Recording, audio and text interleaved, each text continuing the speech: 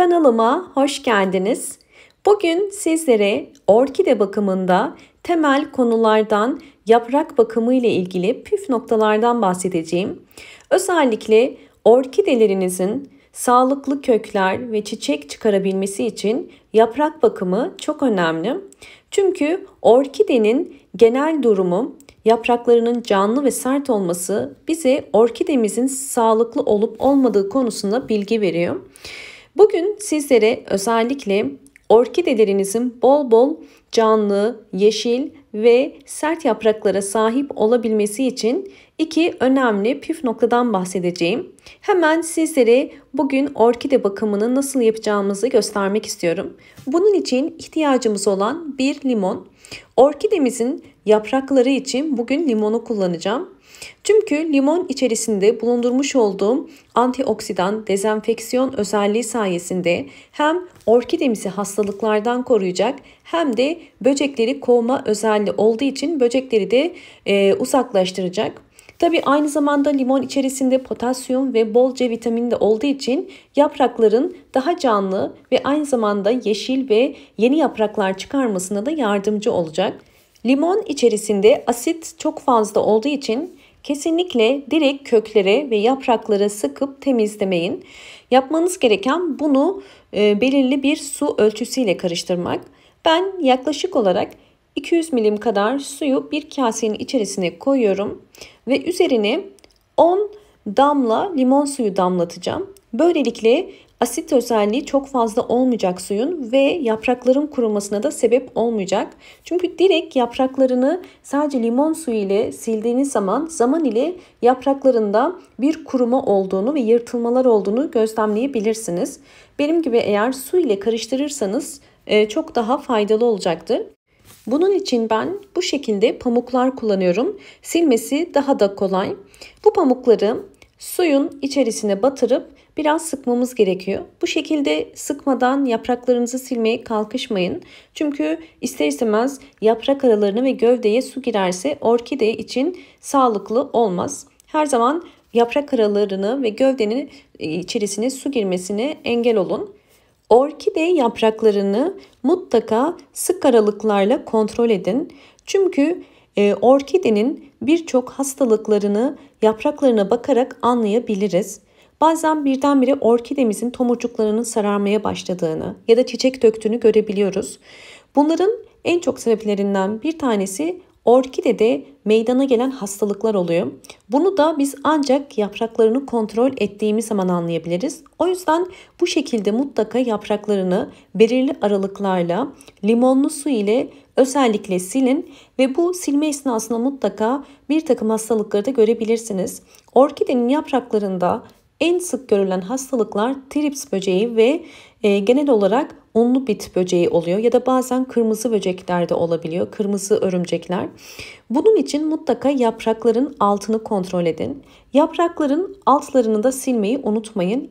Yaprakların altlarını sildiğiniz zaman eğer bu şekilde yapışkan damlalar varsa bu orkidenizde bir trips hastalığının olacağını gösteriyor. Ya da eğer beyaz bu şekilde böcekler varsa bu da unlu bit olabileceğini gösteriyor. Ve böyle durumlarda genel olarak orkideler çiçekli ise hemen çiçeklerini dökerler ya da tomurcukları sararmaya başlar ya da orkideniz bir türlü çiçek dalı çıkarmaz. Bunun temel sebeplerinden bir tanesi de orkide yapraklarında bulunan hastalıklardır. Bu yüzden ne kadar erken fark ederseniz orkidenizin gelişimi de o kadar iyi olur.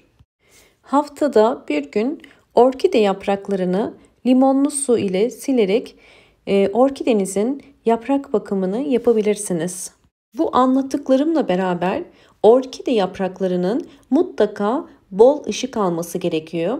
Işık orkideler için çok önemli. Orkidelerinize bu anlattığım bakımları yaptıktan sonra mutlaka pencere kenarına yakın bir yere koyarak bol ışık almasını sağlayın. Bol ışık ve limonlu su ile belirli aralıklarla yapraklarını eğer silerseniz orkideniz çok daha güzel gelişimini sağlayacaktır. Evet, orkidemin yapraklarını limonlu su ile iyice sildim ve şu anda orkide yapraklarım daha canlı ve güzel gözüküyor. Limonlu su sayesinde orkidenizin yaprakları daha canlı ve daha sert olur. Ve böylelikle orkidenizde oluşabilecek hastalık ve böceklere karşı da orkidemizi korumuş oluruz. Birazdan sizler için ikinci tarifime de geçeceğim. İkinci tarifime geçmeden önce eğer videomu buraya kadar izleyip beğendiyseniz hemen beğen tuşuna basıp ve kanalıma abone değilseniz abone olursanız çok mutlu olurum. Şimdi ikinci tarifimize geçelim. İkinci tarifimizi de yine limonlu su kullanacağız. Fakat bu tarif özellikle orkidemizin yapraklarında nasıl ki hastalıklar ve böcekler oluşuyorsa aynı şekilde saksı içerisinde de bir takım hastalıklar ve böcekler çok fazla olabiliyor. Bu yapacağımız karışımı orkidemizi böcek ve hastalıklardan uzak tutmak için kullanacağız.